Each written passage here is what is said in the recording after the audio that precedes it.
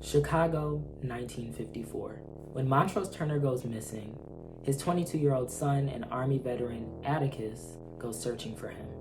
He's accompanied by his uncle, George, publisher of the Safe Negro travel guide, and his childhood friend, Letitia. On their journey to the manor of Mr. Braithwaite, heir to the estate that owned one of Atticus's ancestors, they encounter the mundane terrors of white America and malevolent spirits that seem straight out of the horror novels that George devours.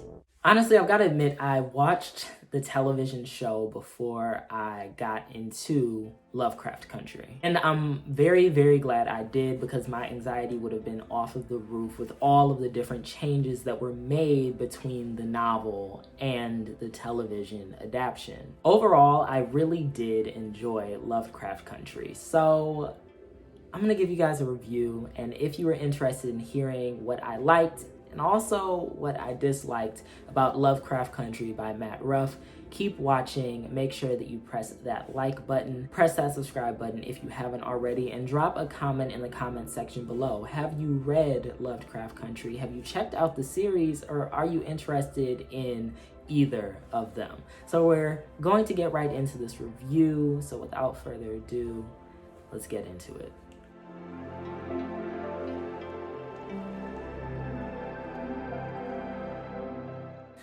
So overall, I really did enjoy Lovecraft Country by Matt Ruff. And it taught me a great deal.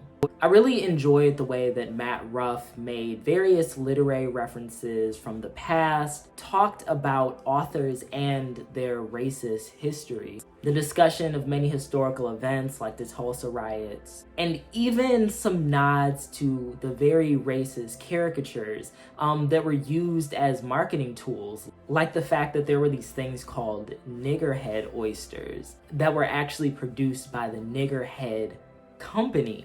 And this was referenced in the Niggerhead watermelon in Horace's chapter of Lovecraft Country. So overall, the novel felt better. It flowed.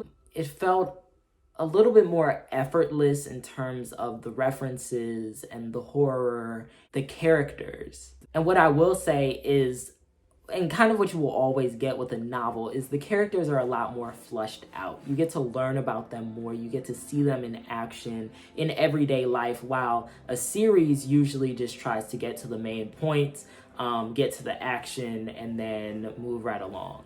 So in terms of the characters, you really get to see Atticus and how he is on this constant mission to prove himself, both to his father and to his other friends and families and just society in general. And overall, this is one of his biggest flaws. With Atticus, I really did not enjoy him in the series. He annoys the hell out of me. And in the book, he definitely just wants to go off on his own and fix everything himself. And so he's this very independent character, but he doesn't really have the skill to be independent. He always ends up in terrible situations, but it was entertaining. With characters like Montrose and George, you get two men that are basically two sides of the same coin. They both recognize the horrors that exist being Black and living in America, but George is far more optimistic than Montrose.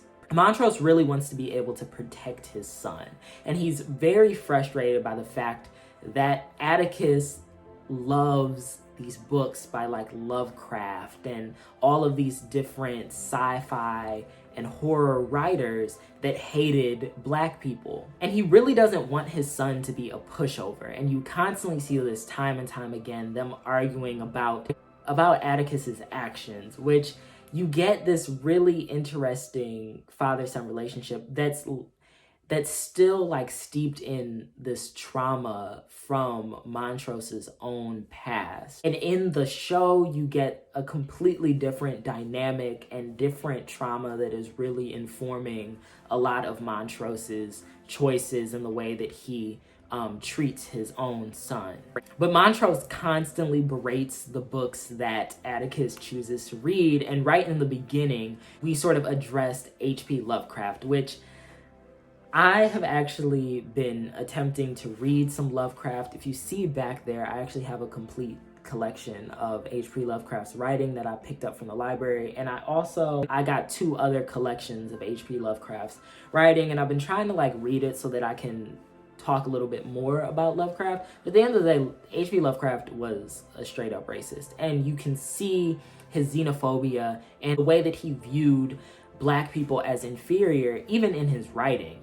And so, you know, I wouldn't recommend that people read Lovecraft, but, you know, it's interesting in how in the book he's incorporated, and right from the beginning, you see Montrose give Atticus this collection of Lovecraft's poetry and some of Lovecraft's writing, and he bookmarks Lovecraft's poem on the creation of niggers, and I wish that they would have put that in the series, because I think that would have been a great moment between Tick and Montrose, and you would have seen him as more than just like beating his son. I think that it's always interesting when you see these adaptations and the way that people reimagine a book. But in the story, George shares Atticus's love for science fiction, the weird and the unknown. While recognizing this, we get this really great quote from George where he says, "Stories are like people, Atticus. Loving them does not make them perfect. You try to cherish their virtues and overlook their flaws. The flaws are still there, though." I think that right there kind of comes into a lot of the conversations that we're having in the book community about, you know, works that were written in the past, and sort of coming to this moment of reckoning with enjoying literature, and sort of also being able to recognize that a lot of the writers that we love are trash. I mean, especially like in the conversation about J.K. Rowling. I'm really interested in having that conversation. I have to tell you that. She's trash. She's transphobic. You have to recognize that. And, you know, of course, not everybody's going to toss away all of their Harry Potter books, but you do definitely have to recognize that. And you have to recognize that, you know, authors have a lot of flaws. And, you know, I can't stand J.K. Rowling now. I never really loved her before, but I did love the Harry Potter series. All of these writers' flaws are still there. And you have to do with that what you will.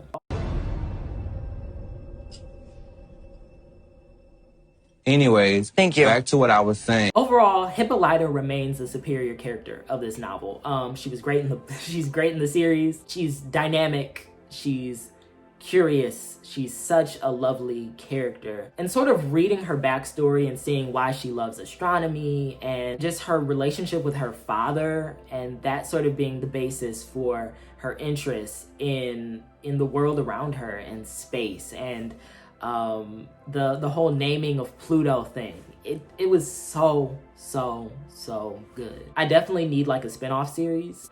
What I really enjoy about this book is Tish as a character really takes a backseat, which is great because in the series her character is annoying. Love Journey Smollett, but her character is very irritating. And so you honestly get more of other characters than you get of Tish. But one thing that I think was also really great was I love the discussion of reparations that is raised by Montrose's great-grandmother, Ada. She was born into slavery. After she was free, she kept a record of her labor with its monetary value. So all of the things that she did, she had like this impeccable memory and was able to recall everything that she did on a certain day, and was able to attach a monetary value to this. So the final tally, after the subtraction of living expenses, before interest, came to $8,817.29. And even when you get the later part of the story where they're able to get this money back, Braithwaite gives them this money back, they even raise the issue that this money is not a gift. This money is what is owed. And so it talks about reparations in a really great way. But unfortunately, Lovecraft Country did come with flaws. Sci-fi and horror is a genre that is pure exploration. I feel like what Matt Ruff was trying to do in sort of subverting this genre and addressing its racist history and the way that a lot of its authors used horror to paint these very disgusting caricatures of Black people, you have to be very cautious. And I feel like Ruby as a character was a missed opportunity. And I think that even in the show, they missed the mark with Ruby as a character. I do believe she was written better here in the novel than in the series. Her character development was tighter, and I thank God that she did not just want to be a white woman so that she could work in a department store. However, I do still feel a way about this dark-skinned, plus-size Black woman really becoming a pawn and a sexual toy for Braithwaite. That's just my opinion. In the comment section below, if you read Lovecraft Country, let me know how you feel about that. I would be very interested in hearing a Black woman's opinion about Ruby. I definitely saw the criticism when it aired on TV, how people were feeling about Ruby as a character. But in the book, how did you feel about Ruby? I think that that would be a really great discussion, because the whole issue of her wanting to be a white woman and that sort of solving a lot of things for her, it's definitely a topic for discussion. I definitely think that it's a topic for discussion. But at the end of the day, this book was written in 2016, and I think that this novel would have read very differently even 4 years in the past. In the year 2020, we're dealing with a lot of shit. We have a man in the White House who is still telling white supremacists to stand back and stand by. I think that everything in the novel feels a bit too real. But whether it is the spookiest month of the year, October, or the other 11 months, I would definitely recommend giving Lovecraft Country a chance. So let me know in the comment section below what you thought about Lovecraft Country. Make sure that you thumbs up this video. Make sure you press that subscribe button. I will see you in the next video. And always remember that you are loved.